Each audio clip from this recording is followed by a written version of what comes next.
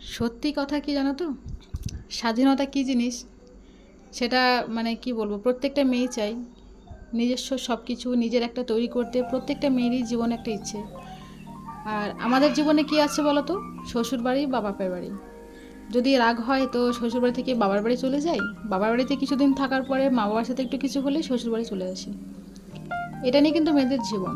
আর হ্যাঁ, সব থেকে বড় একটা সত্যি কথা, মেয়েরা জীবনে তখনই কিছু করতে পারে যখন তার স্বামীর অবদান তার থাকে। তার থেকে মানে বড় জিনিস বা তার থেকে সুন্দর একটা সম্পর্ক আমি জানি যে আর কিছুই হয় না, তাই না? সত্যি কথা কি, আমার কোনো দিনই বাধা আসেনি কোনো দিক দিয়ে। আমি যা কিছু করেছি না কেন, মানে কি বলবো, বাধা নেই। তুমি করো, কিন্তু সব কিছু নিজের মধ্যে দিয়ে করো, নিজের সম্মান নিজে বজায় রেখে সে কাজ করো। এই একটা জিনিস আমার মাথার মধ্যে দিয়েছে, কথাটা সত্যি। তো আজকে সন্ধ্যাবেলা যেহেতু পুজো, সে কারণের জন্য আমার বান্ধবী আর আমি একটু বেরিয়েছি বাইরে। ঘরেই ছিলাম, তো আমাকে বলছে যে একটু বাইরে ঘুরে এসো, সারাদিন তো ঘরে সংসারে কাজ আর ঘরেই থাকি। আর সত্যি কথা, নিজেকে কতটুকুই বা সময় দিই, পুরো সময়টা তো সংসারে দিতে, সারাদিন মানে বাচ্চাদের দেখতে আর সংসার দেখতেই তো চলে যায়। তাই আর কি ইচ্ছে হলো, যেহেতু গরম প্রচণ্ড, তো ভাবলাম যেহেতু পুজো, সেই জন্য একটু শাড়ি পরার ইচ্ছে হলো। অনেক কষ্ট করে শাড়িটা পরেছি, কারণ এত গরমের মধ্যে শাড়ি পরা একটা বিশাল টাপের ব্যাপার। তো কী আর করবো, তো আমরা দুজনে মিলে একটু সন্ধ্যাবেলা একটু বেরিয়েছি হাওয়া খেতে।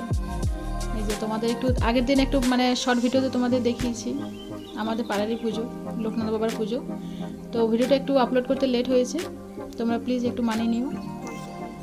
তো সন্ধ্যাবেলা রাতেবেলা প্ল্যান হয়েছে যে আজকে রাতেবেলা কিছু রান্নাবান্না করবো না, বাইরে গিয়ে খাবো। মানে এটা সম্পূর্ণ বাবার একটা ইচ্ছে যে সবাই মিলে একটা মানে রাত্রেবেলা বাইরে গিয়ে একটু খাওয়া দাওয়া করবো।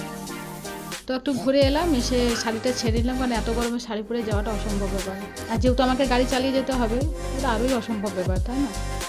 তো আমি এলাম, এসে শাড়িটা ছেড়ে চুড়িদারটা পরে বেরিয়ে পড়েছি। মানে আমি দুটো ছেলেকে নিয়ে এলাম, বাবা আগে চলে এসছে সাইকেলে, আর মাকে নিয়ে এসছে ওর ছেলে। তো এখানে এরপর বাবা বলছে সবাই কি মানে এইখানে রেস্টুরেন্টে, সত্যি কথা কি মানে পুজোর সময় ঘুরতে আসি, এই রেস্টুরেন্টে খেতে আসি। এত সুন্দর খাবার, মানে দারুণ খাবার, খুব সুন্দর, ভেজ নন ভেজ দুটোই খুব সুন্দর খাবার। তো সে কারণের জন্য ছেলেকে দেখো আমি বলে দিচ্ছি, খাইয়ে দিচ্ছি। এখন আমাদের খাবার আসেনি, আমরা বসে আছি, তো ছেলেকে বললাম তাহলে ওকে খাইয়ে দিই, ওর খেতে এমনি একটু লেট হয়। তো তার জন্য ওকে বললাম যে তাহলে একটু তোকে খাইয়ে দিই। কিন্তু ওর বায়না হয়েছে যে ও ফ্রুটি খাবে, নাহলে স্প্রাইট খাবে, মানে কিছু একটা ঠান্ডা ওকে খাবে বা আইসক্রিম। তো ওনাকে খাবারটা খেয়ে শেষ করে তারপরে অন্য কিছু খাবে।